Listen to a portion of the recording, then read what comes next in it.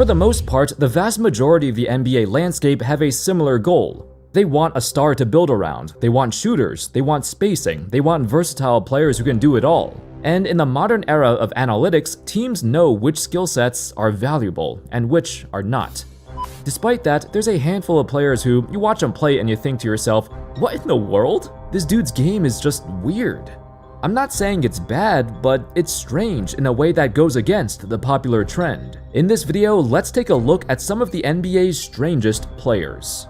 Kyle Anderson, again doing it at his speed and tempo. Kyle Anderson.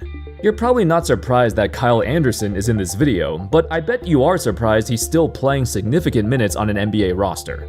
When Anderson entered the NBA back in 2014, it was during a different era. An era where every single team desired hyper-athletic, versatile wing players, because everyone started to realize if you want to win, you need competent wing players who can play and defend multiple positions.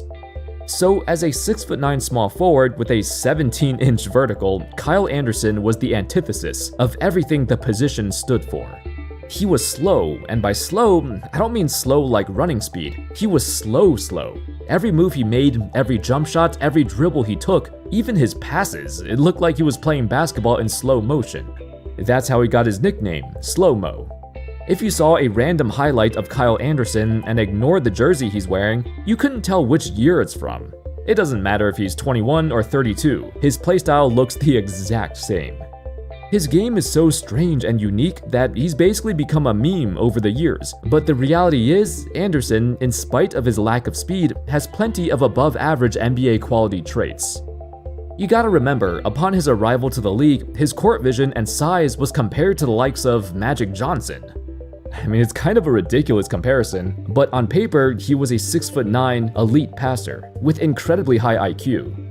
Joining the Spurs as a rookie was the absolute best thing that could have happened to him, because they value players with high IQ. Greg Popovich had this to say about him, quote, "He's a rookie, a hard-working young man, but a rookie. He's got a lot to learn, but he's trying hard and a good kid. I think he knows how to play, he's a smart kid. Smart is good."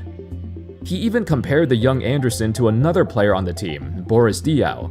He saw his capability of being a point forward, who can break down a defense not with his first step, but by seeing a passing lane before anyone else notices. His slow motion style of play has a purpose, cause his eyes and his mind are going 100 miles an hour. Sometimes playing slow even has its advantages, cause when he's coming at you down the court, it's deceptively hard to guard him because he's so slow. You don't know when he's gonna make his move. Able to worm his way through against Nia. Alas, despite being seen as kind of a joke of a player for over a decade, Anderson is still chugging along. Teams still find value in his high IQ and his natural instinct for basketball. Gary Payton II. The Warriors once called him, quote, the tallest 6'2" player they've ever seen. That's because if there's anyone who plays above his height, it's Gary Payton II. Jokic has GP2, and GP2 sent him away! At a glance, the dude has the build of a stereotypical point guard, 6'2", 195, yet his entire skill set is that of a traditional power forward.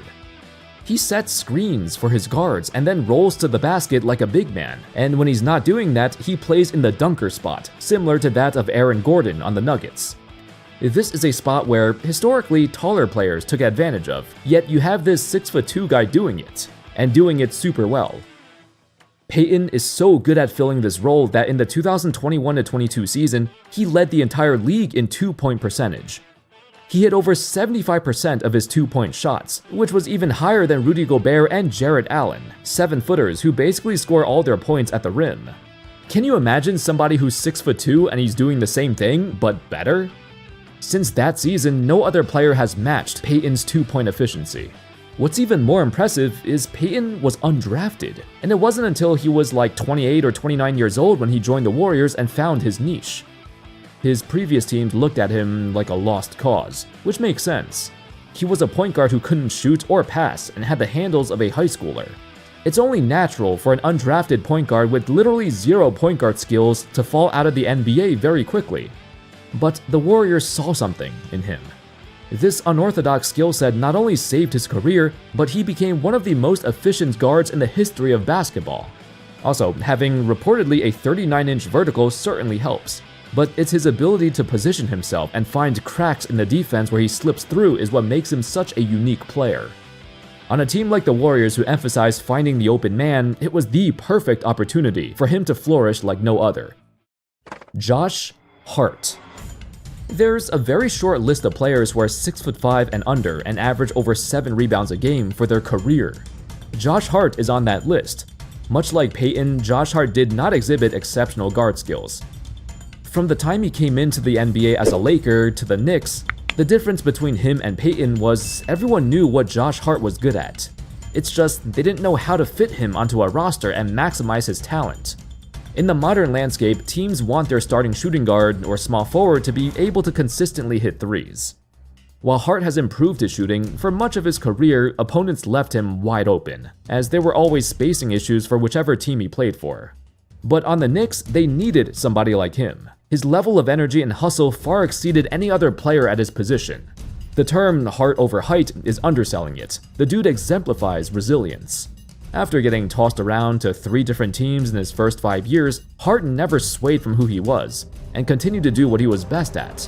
I witnessed it firsthand in the 2023 playoffs, when an undersized Josh Hart obliterated the Cavs on the boards. Then again in the 2024 playoffs, when he averaged over 12 boards a game against the Sixers. He had the most rebounds of anyone in that series. And then he did it again the round after against the Pacers. When a reporter asked him, "How do you do this? How do you out-rebound everybody? You're 6'5". To which Hart responded, "Just look at the ball flight. Kind of judge it if it's going front rim, back rim, how short it is, if it's going to hit the rim and bounce back, or if it's going to hit the rim and hit the backboard, come off. It's just instincts, trying to judge it and go get it." People have always said rebounding is mostly effort, but Hart has an entire flowchart in his head. That's why it always seems like he's at the right place at the right time. To add on to this, he started building around his rebounding talent. For example, he wasn't a great ball handler before, but it's something he worked on recently because it benefits his team tremendously when he grabs the board and immediately pushes the fast break. Most great rebounders can't handle the ball and push it up at the same time, but Hart can. Instead of being forced to change, Hart was given the green light to simply be himself, and that's all he needs to do. Naz Reid.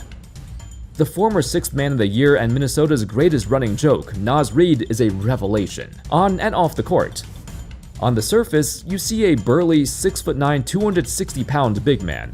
He was even heavier when he first came into the league. Yet, for some reason, despite being a consensus 5-star recruit and ranked the 12th best player in the nation back in 2018, he went undrafted. Some say it was due to his mediocre freshman year at LSU and an even worse run in March Madness. But I don't think it was it.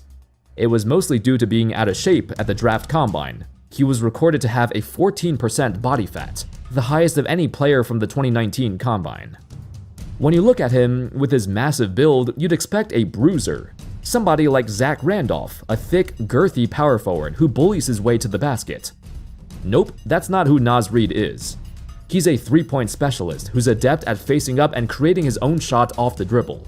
49% of his field goals come from catch and shoots, 15% are from pull-ups, and only 8% are from post-ups. His shot package is the equivalent of a shooting guard, not somebody who's 6'9", 260. He's not a good post-up player, so he doesn't do it much, and he prefers shooting off the rip. His strange but unique skill set has been a huge boon to the Wolves' success in recent years. Everyone talks about Anthony Edwards' rise to superstardom and the Wolves' team defense. But when Naz Reid comes off the bench, he's a matchup nightmare. Reid fires! We're headed to OT! He's so tall with such a quick release. You need to put a taller guy on him so he doesn't get an easy look, but you also need your tall guy to keep up with him when he takes you off the dribble.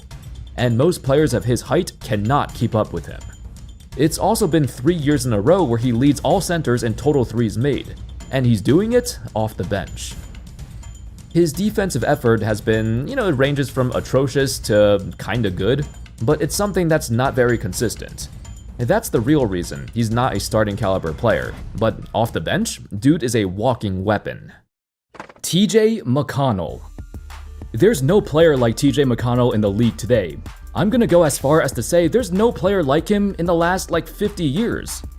Dude's a 6'1" point guard who, for his entire career, has scored well over half his points from within 10 feet of the basket. And he's been aging like fine wine. He's perfected his craft in over a decade, with some seasons hitting over 70% of his shots in the restricted area.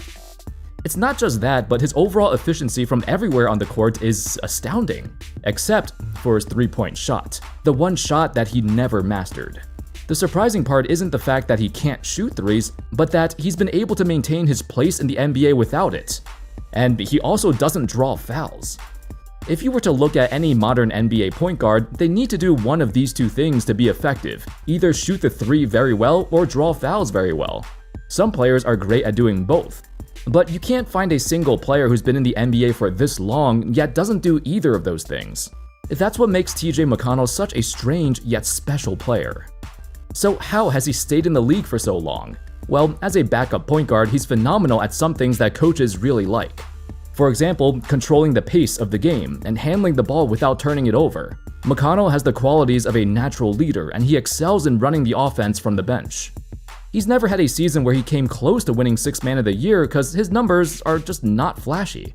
But if you were to name a sixth man based on a 10-year sample size, McConnell has been the most consistent and contributed most to winning out of any bench player in the span of this time. That's why he's been in Indiana for so long, and through several coaching changes, one thing remains certain: every single coach trusts McConnell with their life.